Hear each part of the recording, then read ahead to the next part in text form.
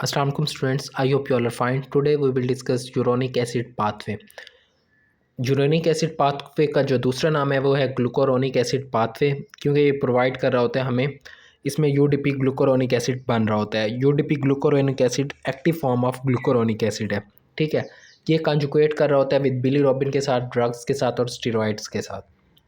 अब इसके अगर हम साइकिल की बात करें, इसमें होता यह है, ग्लूकोज जो होता है वो ग्लूकोज 6-फॉस्फेट में चेंज होता है in the presence of enzyme hexokinase. Glucose 6-फॉस्फेट चेंज होता है ग्लूकोज 1-फॉस्फेट में in the presence of mutase enzyme.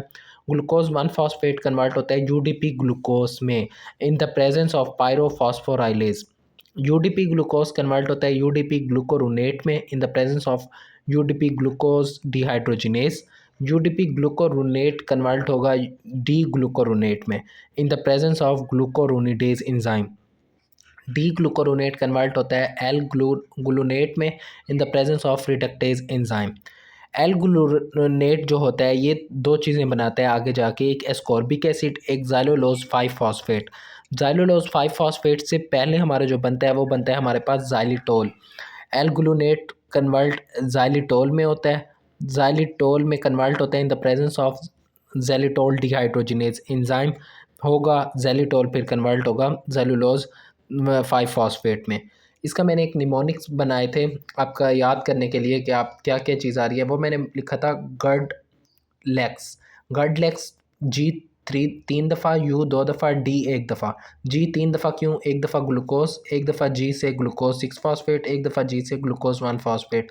You 2 दफ़ा, एक दफ़ा यूडीपी ग्लूकोज, एक दफ़ा यूडीपी ग्लूकोरोनेट, ठीक है। एल 1 दफ़ा जिससे एल ग्लूनेट, और ए से हमारे पास एस्कॉर्बिक एसिड, एक्स से हमारे पास ज़ैलुलोज 5-फॉस्फेट। ये था हमारे पास प्रोडक्ट का निमोनिक्स। एंजाइम का निमोनिक्स बनाया था HMP-DGR, hexokinase, mutase, pyrophosphorylase, dehydrogenase, glucuronidase, reductase, ठीक है।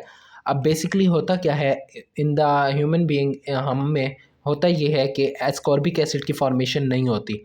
क्यों नहीं होती? क्योंकि जो enzyme L gulonolactone oxidase enzyme चाहिए होता है, L gulonolactone oxidase enzyme, L gulonolactone oxidise जो होता है वो फॉर्म करता है एस्कॉर्बिक एसिड। ये एंजाइम ह्यूमंस में, पिग्स में और प्रीमेट्स में नहीं होता, और वहाँ पे एस्कॉर्बिक एसिड की फॉर्मेशन नहीं होती। रेगुलेशन की बात करें तो यूडीपी ग्लूकोज डिहाइड्रोजिनेज एंजाइम जो है यही रेगुलेट कर रहा होता है इस साइकिल को। सिग्निफिकेंस की बात करें, it forms UDP glucuronic acid जो हेल्प करते हैं इन द डिटॉक्सिफिकेशन में कंपाउंड्स की बाय कंबाइनिंग विद ग्लूकोरोनेट्स जो बाइल में होते हैं वो। और अगर इसका क्लिनिकल केस आए यूरेनिक एसिड पाथवे का, तो वो हमारा क्लिनिकल आएगा एसेंशियल पेंटीयूरिया का। वो क्या होगा? उसमें हमारे पास डेफिशिएंसी होगी of xylitol dehydrogenase. L gulonate जो है ज़िलिटोल पहले बनाता है, ज़ाइलिटोल फिर ज़ैलुलोज 5-फॉस्फेट। Xylitol in the presence of xylitol dehydrogenase enzyme की प्रेजेंस में ब्रेक डाउन होता है और ज़ैलुलोज बनाता है। अगर हमारे पास ज़ैलिटोल डिहाइड्रोजिनेज एंजाइम ही नहीं होगा तो हमारे पास होता यह है कि एक्सक्रीट होता है एल ज़ैलुलोज इन यूरिन में, और L xylulose can not converted to xylitol, वो ज़िलिटोल में कन्वर्ट नहीं हो सकता। यह मतलब एल ग्लूनेट था, एल ग्लूनेट के से पहले हमारे पास यहाँ पे एल ज़ैलुलोज बनेगा, ठीक है। एल ज़ैलुलोज कन्वर्ट होता है ज़िलिटोल में in the presence of enzyme xylitol dehydrogenase. अगर हमारे पास ज़िलिटोल डिहाइड्रोजिनेज एंजाइम नहीं है जो कि NADP डिपेंडेंट एंजाइम होता है, तो एल ज़ैलुलोज हमारा एक्सक्रीट होना शुरू हो जाता है यूरिन में, जिसको हम कहते हैं एसेंशियल पेंटोयूरिया का नाम देते हैं। आई होप क्लियर होगा। कोई भी क्वेरी हो कमेंट सेशन में पूछ लीजिएगा। प्लीज़ लाइक करें, सब्सक्राइब करें और शेयर करें अपने फ्रेंड्स के साथ। अपना ख्याल रखिएगा। अल्लाह हाफिज़।